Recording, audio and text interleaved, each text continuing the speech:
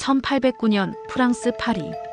화려한 궁정의 불빛 아래 수많은 귀족과 지식인들이 숨죽인 채 한 곳을 응시하고 있었습니다.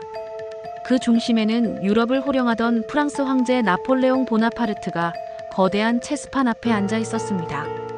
그의 눈빛은 날카로웠고 모든 움직임에는 황제의 위엄과 뛰어난 전략가의 면모가 깃들어 있었습니다. 하지만 그의 맞은편에는 사람이 아닌 훨씬 더 기묘하고 신비로운 존재가 자리하고 있었습니다. 바로 동양풍의 화려한 의상을 입고 터번을 두른 마치 살아있는 듯한 체스 인형이었습니다. 그 인형의 모습은 보는 이들로 하여금 경외감과 함께 알 수 없는 불안감을 동시에 느끼게 했습니다. 관중들은 숨을 죽였고 곧 유럽의 역사와 기술 발전에 대한 인식을 뒤흔들 전설적인 대국이 시작되었습니다. 이는 단순한 체스 경기를 넘어선 인간의 지능과 당시로서는 상상조차 할 수 없었던 기계의 능력이 맞붙는 실로 경이로운 대결이었습니다. 이 한판의 대결은 단순한 오락을 넘어 인간과 기계의 관계, 그리고 지능의 본질에 대한 심오한 질문을 던지는 계기가 될 것이었습니다. 이 인형은 단순한 장난감이 아니었습니다. 그것은 1770년 오스트리아 마이너스 헝가리 제국의 뛰어난 발명가 볼프강 폰 캠펠렌이 처음 세상에 내놓은 자동인형, 일명 튀르크 기계였습니다. 이 기계는 공개와 동시에 유럽 전역을 엄청난 충격과 경외감 속에 빠뜨렸습니다. 동양풍의 옷을 입은 인형은 거대한 체스판 앞에 위풍당당하게 앉아 마치 스스로 사고하고 판단하는 것처럼 보였습니다. 인형은 인간과 다를 바 없는 정교한 움직임으로 체스 말을 옮겼고 그 전략적인 수들은 보는 이들을 경탄하게 만들었습니다. 그것은 당시 유럽 사회에 엄청난 센세이션을 일으켰습니다.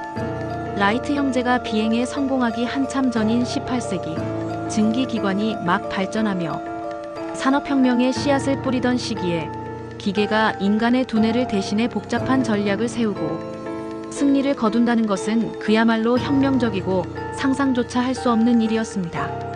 사람들은 이 기계가 과연 어디까지 진화할 수 있을지 혹은 어떤 비밀을 숨기고 있을지 궁금해하며 열광했습니다. 처음 공개되었을 때 사람들은 이 기계의 존재에 대해 말 그대로 충격에 빠졌습니다. 어떻게 이런 경이로운 일이 가능한가? 과연 기계가 인간의 지성을 모방하고 심지어 뛰어넘을 수 있단 말인가? 이 인형은 곧 유럽 전역을 순회하며 그 명성을 떨쳤습니다. 가는 곳마다 왕과 귀족, 당대의 뛰어난 학자와 노련한 군인들 앞에서 차례로 상대를 무너뜨렸습니다. 베를린, 런던, 파리 등 유럽의 주요 도시들을 휩쓸었을 뿐만 아니라 심지어 대서양을 건너 미국까지 진출하며 그 압도적인 실력을 과시했습니다. 가는 곳마다 승리를 거두며 불패의 신화를 이어갔습니다.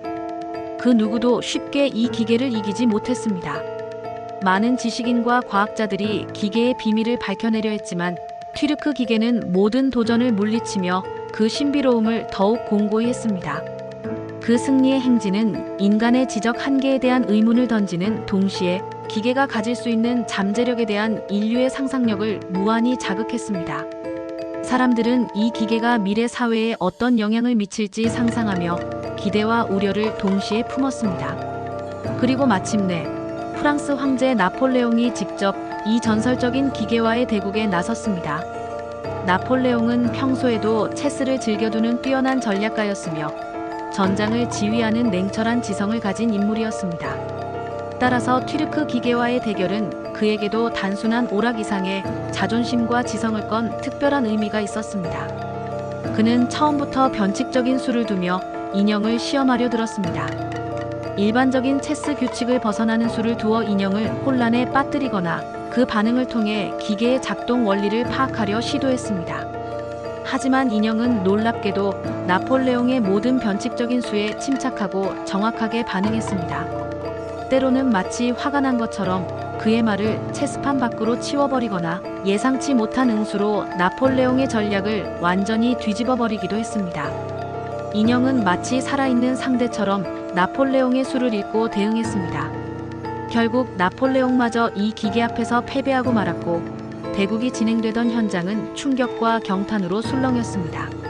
사람들은 인간의 천재성마저도 기계 앞에서 무너졌다고 입을 모아 떠들어댔습니다. 이 대국은 나폴레옹의 자존심에 큰 상처를 주면서도 튀르크 기계의 명성을 유럽 전역에 더욱 확고히 하는 결정적인 계기가 되었습니다. 이 사건은 당시 유럽 사회에 큰 파장을 일으키며 기계 문명에 대한 새로운 인식을 심어주었습니다. 그러나 모든 것이 사람들에게 알려진 진실은 아니었습니다. 처음부터 이 인형은 완전한 자동 기계가 아니었던 것입니다. 튀르크 기계의 거대하고 복잡해 보이는 장치 속에는 사실 사람이 들어갈 수 있는 은밀한 공간이 교묘하게 숨겨져 있었습니다. 외부에서 보면 수많은 톱니바퀴와 기어가 복잡하게 얽혀 돌아가는 것처럼 보였지만 실제로는 고도로 숙련된 체스 마스터가 그 안에 몸을 숨기고 인형의 팔과 손을 조종했던 것입니다. 인형의 내부는 마치 정교한 시계의 내부처럼 복잡한 메커니즘으로 가득 찬 듯 보였지만 그 모든 것은 실제로는 인간의 지능과 손재주를 감추기 위한 정교한 위장이었습니다. 즉, 이 기계는 스스로 사고하는 기계가 아니라 인간의 뛰어난 손재주와 지략이 만들어낸 완벽한 속임수였습니다. 이는 당시의 기술로는 구현할 수 없는 스스로 생각하는 기계라는 환상을 대중에게 심어주기에 충분했습니다. 발명가 캠펠레는 이 놀라운 속임수를 통해 대중의 경이로움과 흥미를 자아냈고 튀르크 기계는 수십 년간 그 비밀을 지킨 채 전 유럽을 속였습니다. 그럼에도 불구하고 당시 사람들은 튀르크 기계의 실체를 쉽사리 궁금해하거나 파헤치려 하지 않았습니다. 18세기의 오토마톤 전시는 오늘날의 마술 공연과 같은 오락의 한 형태로 여겨졌기 때문입니다. 그 정체가 무엇이든 눈앞에서 펼쳐지는 기묘하고 환상적인 광경 자체가 사람들에게는 큰 매혹이었습니다. 사람들은 생각하는 기계라는 환상에 열광했고 그 환상 속에서 즐거움을 찾았습니다. 대중은 기계의 복잡한 작동 원리나 숨겨진 비밀보다는 그 기계가 보여주는 경이로운 현상과 그로 인해 얻는 유희에 더 큰 관심을 가졌습니다. 그것은 단순한 속임수를 넘어선 인간의 상상력을 무한히 자극하고 미래의 가능성을 엿보게 하는 신비로운 오락이었습니다. 튀르크 기계는 당시 대중에게 기술과 마술의 경계를 넘나드는 새로운 형태의 엔터테인먼트를 제공했습니다. 사람들은 기계가 스스로 생각하고 판단한다는 환상 속에서 즐거움을 찾았고 그 환상이야말로 튀르크 기계가 오랫동안 인기를 유지할 수 있었던 진정한 매력이었습니다. 그 시대의 사람들에게 튀르크 기계는 경이로움과 미스터리의 상징이었습니다. 튀르크 기계는 발명가 캠펠렌이 사망한 후에도 여러 소유자를 거치며 계속해서 사람들을 현혹하고 그 신화를 이어갔습니다. 각각의 소유주들은 기계의 비밀을 철저히 지키며 유럽과 미국을 순회하며 끊임없이 새로운 관객들을 매료시켰습니다. 그러나 모든 전설에는 끝이 오기 마련입니다. 1854년 미국 필라델피아에 있는 박물관에서 대화재가 발생했고 이 전설적인 기계는 불길 속에서 영원히 사라지는 운명을 맞았습니다. 그 거대하고 신비로운 장치는 맹렬한 불길 속에서 재가 되었고 그토록 오랫동안 지켜져 왔던 신비로운 비밀도 함께 사라지는 듯 했습니다. 인류는 그렇게 역사상 가장 유명했던 자동인형을 잃게 되었습니다. 다만 그 기계가 사용했던 체스판의 일부와 몇몇 부품들은 기적적으로 화마 속에서도 살아남아 오늘날까지도 박물관에 전시되고 있습니다. 이 살아남은 체스판 조각들은 튀르크 기계의 전설을 상징하는 유일한 유물이자 그 시대의 경이로움과 속임수를 증언하는 역사적인 유물이 되어 남아 있습니다.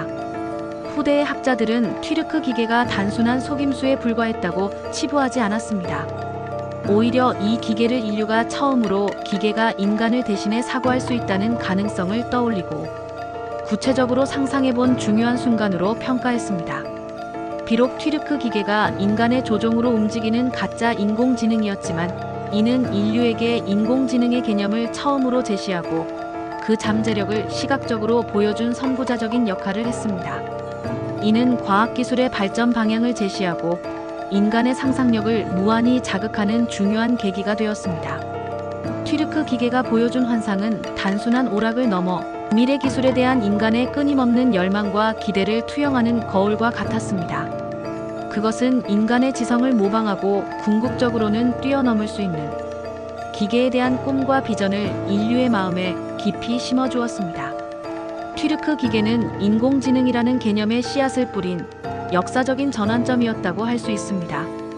20세기 초가 되면서 튜르크 기계가 심어주었던 환상은 점차 현실이 되기 시작했습니다. 전기와 전자의 발달과 함께 진짜로 스스로 체스를 두는 초기 형태의 기계들이 등장하기 시작했습니다. 그리고 마침내 1996년 IBM에서 개발한 슈퍼컴퓨터 딥블루가 당시 세계 체스 챔피언이자 역사상 최고의 체스 플레이어로 꼽히던 가리 카스파로프를 무너뜨리는 충격적인 사건이 발생했습니다. 딥블루의 승리는 튜르크 기계가 보여주었던 환상이 더 이상 단순한 환상이 아님을 증명하는 인류 역사의 길이 남을 중요한 사건이었습니다. 딥블루는 단순한 계산 능력을 넘어 방대한 데이터를 기반으로 한 전략적 사고와 예측 능력을 통해 인간 챔피언을 압도했습니다. 이 사건은 인공지능의 가능성을 전 세계에 강력하게 각인시켰고 인공지능 시대의 본격적인 서막을 알리는 상징적인 순간이었습니다.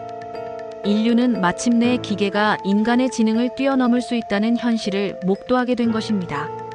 그러나 그 모든 위대한 발전과 인공지능 시대의 시작점에는 18세기의 괴상하고도 신비로운 인형, 바로 튜르크 기계가 있었습니다.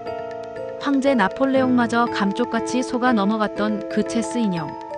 그것은 과연 단순한 기만과 사기에 불과했을까요? 아니면 인류가 언젠가 필연적으로 만나게 될 미래의 그림자를 미리 보여준 예언자적인 존재였을까요? 튜르크 기계는 기술의 발전에 대한 인간의 끊임없는 상상력과 호기심을 대변하는 상징적인 존재였습니다. 그것은 인간의 지능을 뛰어넘는 기계의 등장에 대한 두려움과 동시에 인류에게 무한한 가능성과 새로운 지평을 열어줄 것이라는 기대를 동시에 품게 했습니다. 튜르크 기계는 인공지능이라는 개념의 여명기의 빛과 그림자를 동시에 들이우며 오늘날까지도 그 신비롭고 매혹적인 매력을 발산하고 있습니다. 그것은 단순한 속임수를 넘어선 인간과 기계의 관계, 그리고 지능의 본질에 대한 영원한 질문을 우리에게 던지고 있습니다. 튜르크 기계는 과거의 유물이 아니라 현재와 미래를 연결하는 중요한 메시지를 담고 있는 살아있는 역사입니다.